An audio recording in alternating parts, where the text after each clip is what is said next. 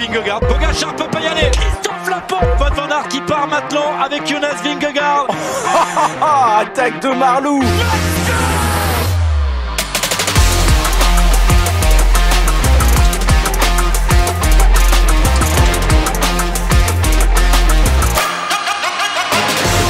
Bonjour à toutes et à tous, bienvenue dans Vélo Podcast. On commence les bilans des équipes françaises cette saison avec un invité de marque. Les patrons d'équipes françaises sont avec nous et le premier patron à répondre à notre invitation, on le remercie beaucoup, c'est Jean-René Bernaudot. Bonjour Jean-René. Oui, bonjour. Avec vous, on va faire le bilan de cette équipe Total Énergie pendant cette saison 2023 qui s'est terminée il y a quelques jours. Déjà, bon voilà, on est à quelques jours après la fin de cette saison-là, une saison qui a été dense. Voilà, dans quel état d'esprit êtes-vous? Les vacances sont pas encore, j'ai l'impression, non? Non, nous avons à peine terminé de la saison, que nous sommes déjà en 2024, puisque actuellement toute l'équipe est rassemblée au siège pour les prises de cote, sur les objectifs. Donc la saison juste terminée, on se projette déjà à l'an prochain avec une expérience de plus, avec 2 années avec Peter Sagan, avec le groupe Peter Sagan. Donc le bilan de ce qui a été à garder, ce qu'on doit développer. Donc aujourd'hui, oui, on peut faire le bilan de 2023 avec une équipe qui grandit un petit peu avec de l'expérience, puisque tout ce qu'a fait Peter Sagan avec son équipe a été quand même la plupart des choses très enrichissant. Alors on va parler des satisfactions, des déceptions un peu de cette saison 2023 avec vous. Très rapidement, je vais balayer l'actu, on va balayer l'actu en 30 secondes. Il y a eu ces derniers jours la rumeur qui a couru, Julien Lafilippe chez Total Energy, le patron de Total Energy s'est exprimé.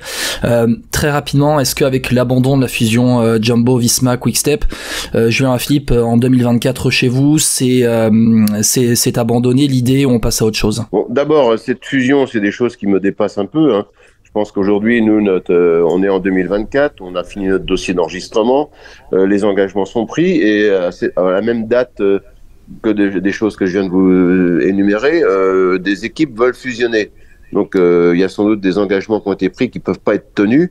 Donc j'ai trouvé ça très très audacieux d'être capable de marier 2 équipes qui ont par la loi, par l'obligation auprès du CI, déjà un volume de coureurs. Donc je suis un peu loin de tout ça. Je trouve pas ça très très très vertueux pour l'avenir de notre sport.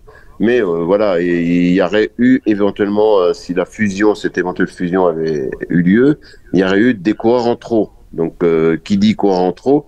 Dedans, il y avait un coureur français qui s'appelle Julien Lafilippe et on aurait été capable, oui, de lui faire une proposition. Bon, on va dire que ce n'est que partie remise, Julien Lafilippe, on verra bien dans quelques temps. C'était l'opportunité d'une fusion que j'apprécie pas du tout. C'est pas des choses qui me plaisent. Aujourd'hui, on a des entreprises à gérer, on le fait proprement.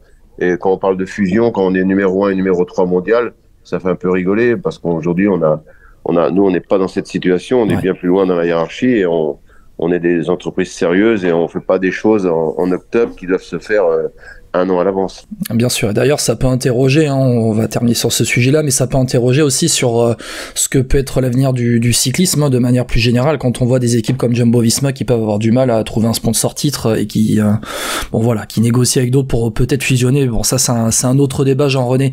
Non, c'est un débat intéressant, mais c'est un autre débat, effectivement. Effectivement, aujourd'hui, il y a 2 choses très importantes. C'est que le cyclisme a beaucoup d'avenir, puisqu'il est de mobilité urbaine, et on parle beaucoup de verre, on parle beaucoup de choses positives. La nature, on roule aujourd'hui avec des voitures hybrides, donc il y a plein de points positifs. Et aujourd'hui, on a un problème de crédibilité et d'attractivité. Aujourd'hui, une équipe qui a des rendements exceptionnels ne doit pas avoir de problème pour trouver des sponsors. Maintenant, la question, est-ce que le cyclisme fait pas toujours un peu peur? Donc aujourd'hui, trouvons de la crédibilité et ça doit être l'axe de développement du cyclisme. On est d'accord, Jean-René, merci d'avoir répondu à cette question-là. Votre avis général sur votre saison de 2023, vous, chez Total Energy? Les bons points, commençons par les bons points. On a quand même le potentiel de Mathieu Burgodeau qui a éclaté au grand jour, puisque sa saison a été pleine, malgré un accident en début d'année. Donc aujourd'hui, Mathieu s'installe durablement dans la hiérarchie. Il est labellisé Paul Espoir de La Roche-sur-Yon, il arrive du Vendée U, et il arrive de notre filière globale.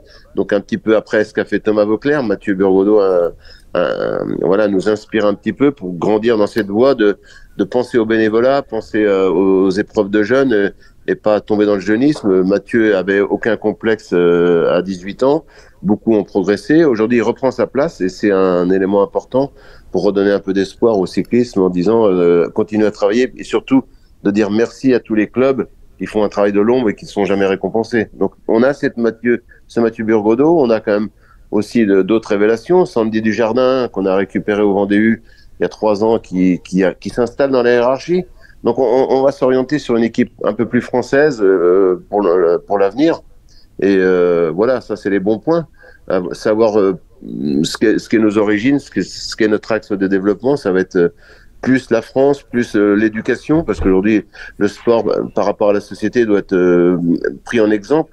Et aujourd'hui, tous les sportifs doivent être des gens bien élevés pour porter un message d'espoir, créer des vocations et créer une émulation autour d'eux. Donc voilà, plein de points positifs. Les points négatifs, beaucoup d'accidents, beaucoup d'accidents. Toutes les équipes en ont, mais je pense à Anthony Turgis qui n'a pas été épargné pour les classiques. Je pense aussi à Sagan qui à Paris-Roubaix au Tour des Flandres a eu 2 chutes assez graves alors que c'est quelqu'un qui tombe pas beaucoup. C'est un petit peu le regret que Peter n'ait pas pu nous récompenser dans son passage. Mais tout est enrichissant. On reprend tous les points à développer. C'est ce qu'on est en train de faire en ce moment pour préparer 2024. Donc 2023 est une année intéressante avec des belles performances. Je pense qu'on doit être les champions de la 2e place. Entre le Tour de France, entre le Dauphiné, entre toutes les épreuves majeures, on a été sur les podiums. Je les ai pas comptés d'ailleurs, mais si c'est 2e place, 2 deuxièmes places pour être transformées en une belle, ça peut être une belle année. Oui, forcément. 8 victoires au total, dont 4 sur la Tropicale Amissa Bongo, qui est une 2.1. Est-ce que pour vous, c'est trop peu, ou alors quand on est une pro team, une conti, on regarde avant tout le nombre de points pris? Est-ce que c'est peut-être ça le plus important? Non, les points, c'est toujours une conséquence. On peut parler de la 2e place de la Tour au Puy-de-Dôme, la 2e place de Burgodeau aussi sur le Tour de France. Non, le nombre de victoires, c'est pas forcément mal, mais on peut en faire plus. Mais aussi, aujourd'hui, le très haut niveau, ça se joue à quelques centimètres et avec voilà une petite pointe de culot et de toupet à développer sans doute. Non, je peux pas être déçu de cette saison. C'est une saison intéressante. Le nombre de victoires, c'est 8. Voilà, on est à 8, on aurait pu être à 12, je pense. On l'aurait mérité. Mais bon, c'est pas le nombre de victoires qui fait le bilan. Ouais. J'ai compté entre-temps votre nombre de 2e place cette saison. Ah. Si ça peut vous intéresser, vous en êtes à 22e place. Oui, 22e place, mais surtout 22e place dans les épreuves majeures. Exactement, on a le Tour de France, le Critérium du Dauphiné avec Mathieu Burgodeau. Oui. Je pense qu'il est encore au travers de la gorge, la 2e place au Dauphiné, Mathieu Burgodeau d'ailleurs. Oui, et à Plouet voilà. Aussi, voilà. Exactement, aussi à Plouet, 2e place, ouais, avec Mathieu. Il avait les jambes pour gagner, donc oui, tout est fragile. Je pense que quand on va gagner beaucoup de grandes courses, on n'aura pas de leçons à donner. Et puis quand on fait des 2e places, on n'a pas à être déçu. Donc aujourd'hui, il faut que le sport soit un petit peu plus épanouissant pour ces jeunes, pour qu'ils aillent au bout de leurs rêves. Et moi, je suis pas un bilan comptable strict et pur. Je suis plutôt sur une démarche globale de progrès. Il y a ce Tour d'Espagne quand même, il y a un mois, qui est quand même de bon augure pour 2024. On a l'impression, vous faites 8 top 10. Steph Kras termine 11e du général final. Dites-nous un petit peu, qu'est-ce qui s'est passé de différent pour qu'on vous voit autant à l'avant en World Tour par rapport au reste de la saison où certes vous étiez présent, mais là on a l'impression que vous étiez, pas dire omniprésent, mais quand même très en avant, très mis en valeur sur cette Vuelta. Non, d'abord nous avons notre leader pour le Tour de France, Steph Kras, qui s'est quand même pris un spectateur, qui a été qui a eu un KO, qui a eu un KO, qui a été voilà, c'était une étape où Turgis a fait un exploit qui aurait pu être payant, et au même moment où il est rattrapé, on a notre leader qui se prend un spectateur. Donc on l'a remis à la Vuelta, cette Vuelta l'a remis en confiance, mais c'est quand même une année compliquée pour Kras. Et c'est vrai qu'on a été, et puis surtout pour une équipe comme la nôtre, c'est donner de l'espoir à tous les ouvriers de l'ombre du cyclisme, qu'un type comme Geoffrey Soupe, rappelez-vous l'hommage du peloton pour un type bien comme Geoffrey, cette victoire à la Vuelta, ça veut dire que on est toujours, quand on ne triche pas, quand on est quelqu'un de bien, un jour on est récompensé. Donc on va se servir de ça. C'est une super récompense pour lui. Oui, c'est la plus belle réponse. Et vous savez qu'on va s'en servir dans l'équipe Total Énergie pour donner beaucoup d'espoir, que rien n'est interdit d'ailleurs. Voilà, les exemples, ils sont faits. Donc entre Mathieu Burgodeau, Geoffrey Soupe, qui est la personne la plus honnête du peloton. Voilà, il y a plein de points positifs chez Total Energy. Et moi, j'ai des relations privilégiées avec mon sponsor. C'est vraiment de leur garantir d'avoir des types bien. Moi, ce qui est important aujourd'hui, c'est que le sport doit prendre sa place dans la société. J'utilise beaucoup de phrases de Nelson Mandela pour donner un peu de valeur ajoutée à ce qu'est le sport, pour que la société aille mieux. Donc Geoffrey, c'est un bon exemple. Mathieu Burgodeau, fils de marin-pêcheur, c'est un très bon exemple. On va continuer là-dessus avec des recrues bien ciblées, 2 coureurs du Vendée U, avec Thomas Gachignard qui nous a rejoint, qui est un voisin, avec aussi un bon petit grimpeur, Jordan Jega qui arrive chez nous aussi, qui a fait des belles performances en montagne. On va faire quelque chose avec nos moyens, mais qui ait du sens. Il faut que ça donne du sens à tout ça. Jordan Jega qui arrive notamment du CIC U-Nantes Atlantique en continental. Avant de passer à un bilan plus détaillé, c'est un exercice qu'on fait dans ces bilans de 2023. Vous allez l'inaugurer, cet exercice-là, c'est la carte blanche. Vous avez le temps que vous voulez pour parler de ce qui vous a plu ou non cette saison 2023. C'est à vous maintenant, dans peut-être de manière plus globale dans le cyclisme. Est-ce qu'il y a quelque chose qui vous a plu ou qui vous a moins plu et dont vous aimeriez parler maintenant? Dites-moi. Moi, ce qui m'a vraiment plu, c'est que le public découvre un vrai Thibaut Pinot, un type formidable, un type qui va au bout de qui a sa ligne de conduite, qui a jamais dérogé. Moi, j'ai beaucoup apprécié et j'ai eu une chair de poule. Moi, j'étais aujourd'hui en voiture dans la montée Thibaut Pinot. Aujourd'hui, c'est quelque chose qui devient mythique et j'ai eu une belle chair de poule quand je suis passé dans la foule. Je l'oublierai jamais. D'ailleurs, j'ai écrit à Thibaut Pinot pour le remercier des bons moments qu'il nous a donnés dans le vélo et surtout que sa future vie soit encore plus belle. Les choses que j'ai moins aimées, c'est le premier pointage du contre-la-montre. Du contre-la-montre finale du Tour de France et je l'ai trouvé très stupéfiant. C'est quelque chose qui interroge? Pour moi, Cavagna, Kung sont des références. Le premier pointage était au bout de 8 km et j'ai trouvé qu'il y avait une logique qui n'était pas très respectée. Donc quand on est j'ai pas aimé. Voilà, vous me demandez ce que j'ai pas aimé ça, c'est tout. Ça m'interroge. Il y a pas de souci. Bon, voilà, c'est la carte blanche. Et puis pour Thibaut Pinot, c'est vrai qu'il nous a quand même donné pas mal d'émotions et ce côté supporterisme, on l'avait pas vraiment vu en cyclisme avant. C'est vrai que Thomas Vauclair, dans les grandes années chez Europcar, notamment B-Box, Bouygues Télécom, Europcar, il y avait eu une grande passion des Français derrière lui. Mais là, on a l'impression d'avoir passé un cap avec des vrais supporters à la mode football. Avec Thibaut Pinot, c'était assez impressionnant. Non, mais l'exemple à retenir de Thibaut Pinot, c'est qu'il a été lui-même toute sa carrière. Il a jamais voulu se faire pour ce qu'il n'est pas. Et je pense que c'est très profond. Et aujourd'hui, c'est un bon signal aussi de ce qu'est le sport, ce que doit être le sport. Donner du plaisir aux gens. Et l'hommage qu'a eu Thibaut Pinot, il l'est mérité. Et il faut qu'on s'en inspire aussi pour dire aux gens, aux jeunes coureurs qui arrivent dans mon équipe Total Energy, soyez vous-même. N'ayez pas honte de vos origines, n'ayez pas honte de ce que vous aimez.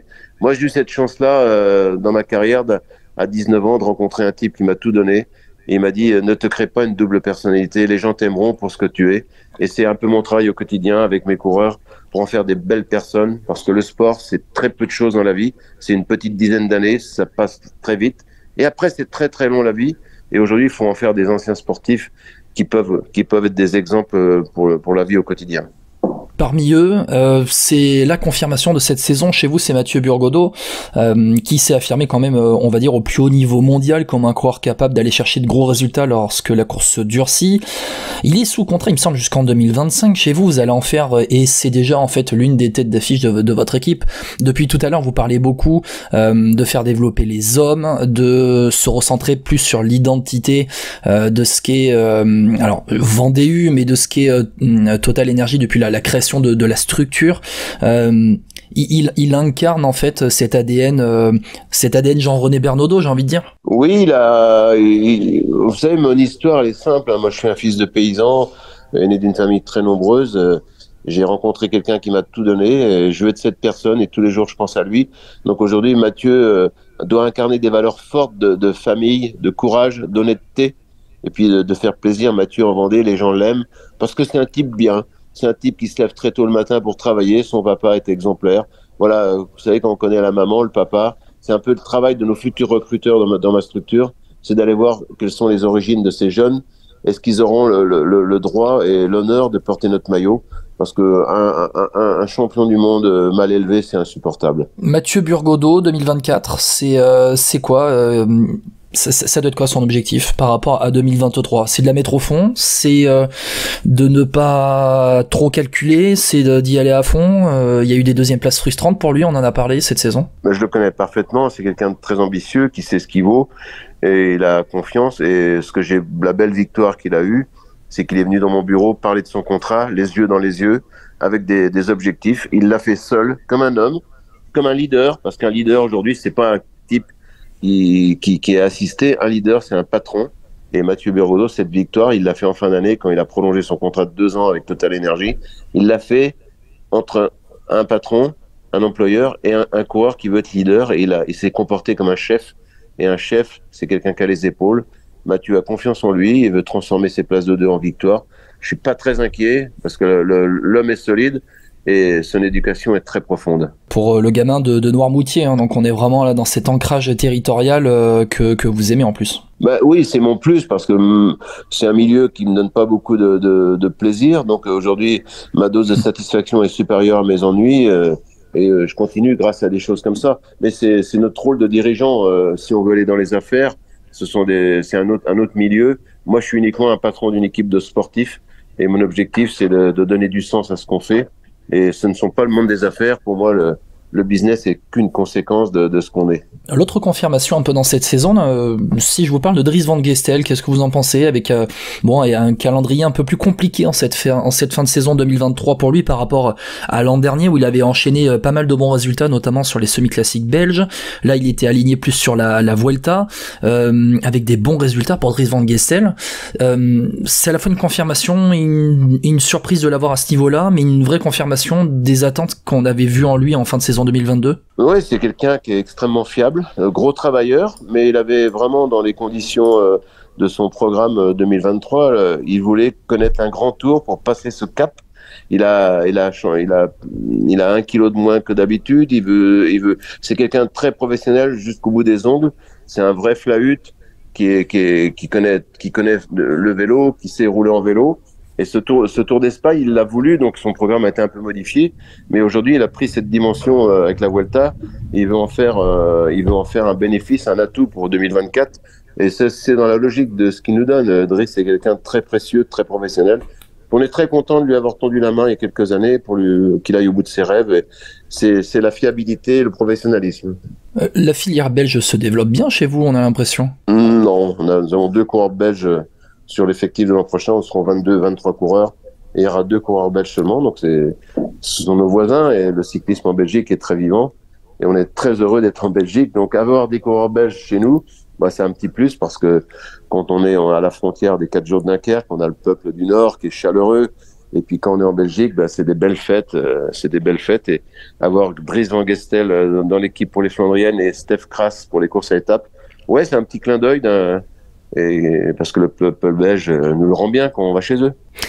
Justement, pour nous, la grande surprise de cette saison-là, c'est Stef Kras, quand même 11e de la Vuelta. Il était dans le coup pour au minimum un top 15 sur le Tour avant son abandon dans l'étape vers Limoges. Il a passé un vrai cap. Vous l'avez recruté de chez Lotto Destiny il y a 1 an. Vous lui avez apporté quoi de ce qui lui manquait avant?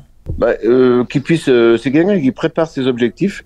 Il a besoin de confiance et c'est vrai que c'est quelqu'un qui court pas beaucoup, qui est capable de s'investir dans ses stages personnels c'est quelqu'un qui veut cibler et on lui a donné des garanties sur son programme très tôt. C'est comme ça qu'il a signé son contrat. Il est en contrat jusqu'à la fin de l'année 2024 et ses demandes étaient précises. Donc on a été dans son sens et aujourd'hui il nous donne des garanties sur sa fiabilité dans les courses à étapes. Et c'est vrai que le Tour de France, il était, je pense, 10-12e, je sais plus combien, le jour de son accident. C'était un très bon début puisqu'il était quand même gravement accidenté au Dauphiné Libéré, gravement accidenté, il a eu une fracture. Donc il s'est bien remis et il allait finir le Tour de France très fort et malheureusement, beaucoup d'amertume. Il a réussi après cet accident à se remettre dans le jeu pour la Vuelta. Donc fiabilité, course à étapes, grand tour, ouais, on y voit un peu plus clair. Et si les planètes s'alignent, si on a un petit peu de réussite, ouais, le top 10 du Tour de France est facilement envisageable. Ouais, il est 13e hein, lors de son abandon vers Limoges. Pour 2024, j'imagine que le programme de course sera bien orienté course par étape et qu'on va essayer de lui faire passer un cap, notamment sur des courses World Tour à une semaine pour commencer. Bah déjà, dès Paris-Nice, je pense qu'il va être préparé pour Paris-Nice et il va être préparé pour les courses à étapes.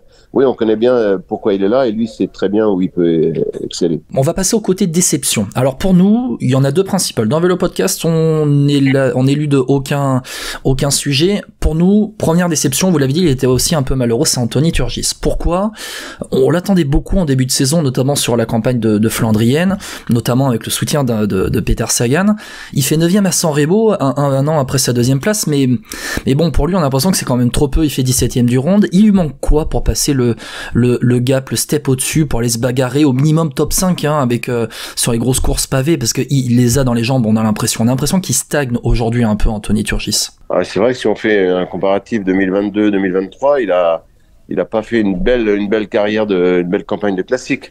Maintenant, vous savez, ça se joue à pas grand chose. On est en train de faire le point sur son programme de l'an prochain. Et c'est des questions, j'ai pas vraiment les réponses. Le directeur sportif, notamment Dominique Arnoux, a donné son avis. Donc c'est intéressant de pouvoir parler à Anthony, qui est présent au manoir quand je vous parle, là, pour préparer sa campagne de classique, parce que c'est un frotteur, c'est un type qui joue le placement, c'est un type qui a une lecture. Donc il a toujours ça, cette lecture-là, il n'est pas encore vieux. Donc j'ai pas de réponse précisément, mais c'est vrai que Milan-San Remo, deuxième de Milan-San Remo, 9e l'année d'après, ça se joue à pas grand-chose. Il était parti sur des belles bases et peut-être qu'il a un manque d'initiative, peut-être prendre un petit peu plus d'initiative, je sais pas, je peux pas répondre. Ouais, et peut-être moins, on va pas dire moins stressé, mais en tout cas se libérer un peu plus sur le vélo, être conscient du potentiel qu'il a aussi. C'est à lui de voir, ouais, c'est à lui de voir si où il met la barre. Hein. C'est vrai que c'est une famille exemplaire. Il doit penser à ses petits frères parfois. Voilà, j'ai pas toutes les réponses. L'autre déception, faut qu'on en parle, Jean-René. Pour nous, c'est Peter Sagan. Quel goût vous laisse son passage chez Total Energy ? Bah, déjà, une très très belle personne. Très très belle personne disponible qui nous a donné beaucoup. Et maintenant, la sensation de quelqu'un un peu usé quand on a vécu, nous on a vécu 2 ans avec. Cette pression médiatique, cette pression du public, et c'est depuis toujours. Toute son équipe, je pense à Gabriele, qui vit avec lui depuis 10 ans, elle m'a dit c'est une pression depuis toujours. Peut-être qu'il y a une usure. Moi, je l'ai perçu comme un ressort de cassé. Cette pression qu'il avait avec son Covid assez violent la première année chez nous. Il arrive avec de l'envie. Il s'est rattrapé un petit peu au Tour de Suisse.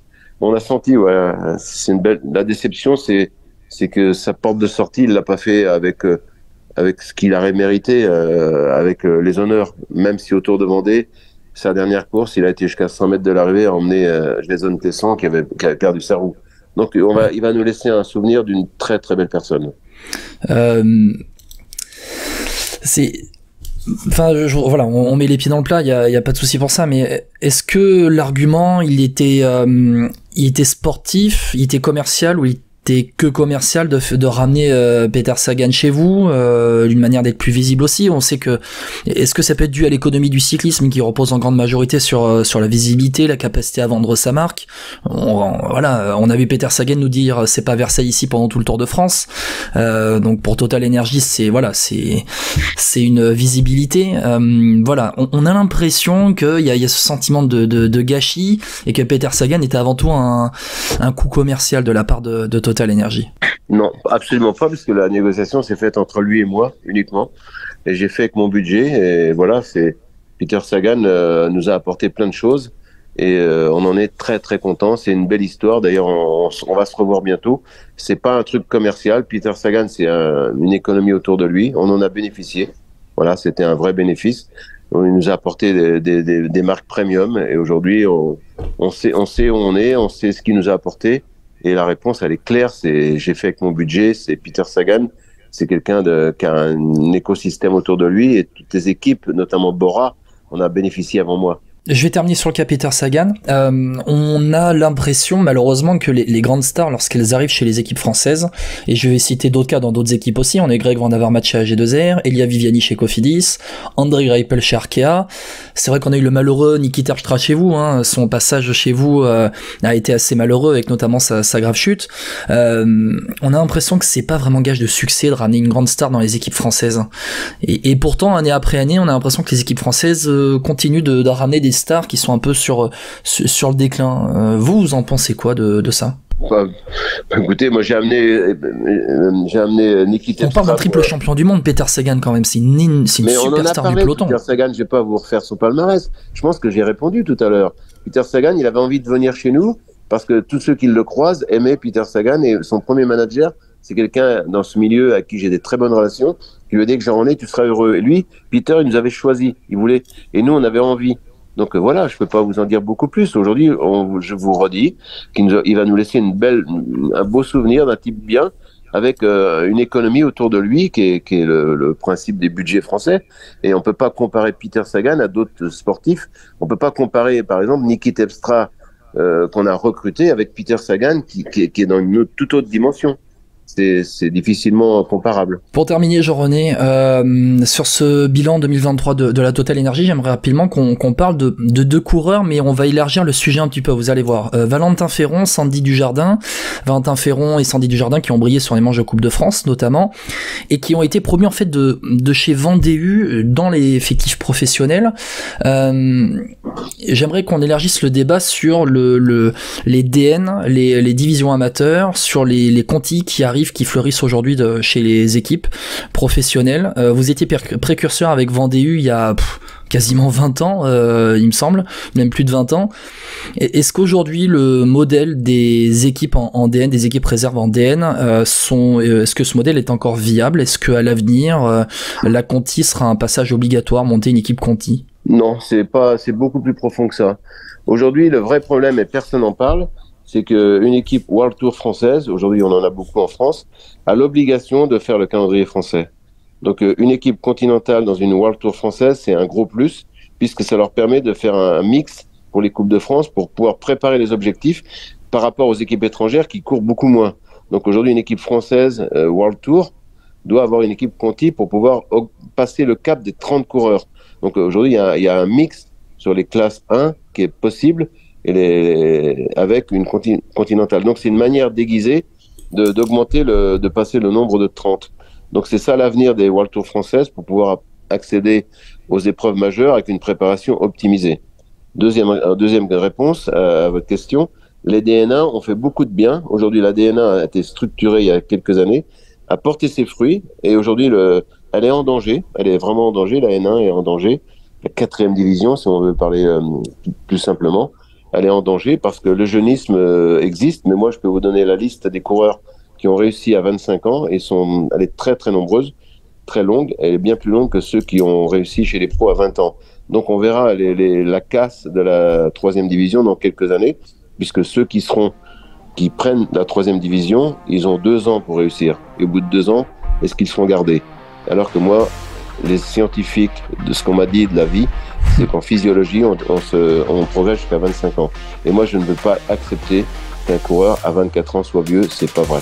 Merci beaucoup Jean-René Bernaudot d'avoir été avec nous pour ce bilan 2023 Total Energy. Merci à vous. Bon hiver et puis bonne préparation de 2024, à très bientôt. Je vous remercie. Merci beaucoup Jean-René, et puis on se retrouve donc dans Vélo Podcast très bientôt pour un nouveau bilan donc d'une équipe française avec les patrons d'équipe dans Vélo Podcast. Ciao ciao.